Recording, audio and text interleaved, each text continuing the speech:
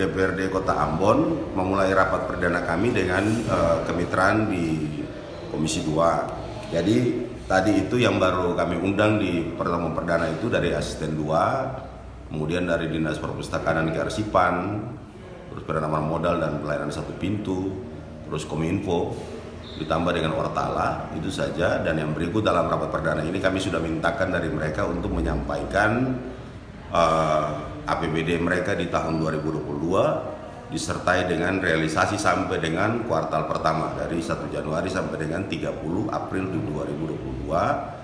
Selanjutnya kami konfirmasikan ke mereka untuk berikan catatan kepada komisi dari refocusing yang sudah dilakukan di tahun 2022, berapa banyak yang istilahnya ada program-program yang harus dilakukan refocusing itu, dan apakah itu berdampak terhadap operasional kegiatan mereka di tahun 2022. Dan catatan-catatan itu baru sekilas saja disampaikan ke kami sebagai catatan.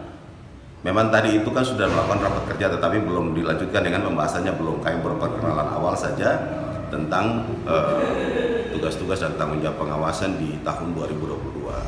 Yang berikutnya kami dari komisi juga sudah mengingatkan tentang penyampaian dokumen-dokumen yang disampaikan untuk rapat kerja dengan komisi itu harus disampaikan dalam bentuk dokumen yang betul-betul itu harus benar. Yang pertama ditandatangani, distempel, segala macam itu harus semua dengan benar dan harus bisa mempertanggungjawabkan apa yang disampaikan dalam kegiatan rapat. Terima kasih sudah nonton. Jangan lupa like, subscribe, dan share ya.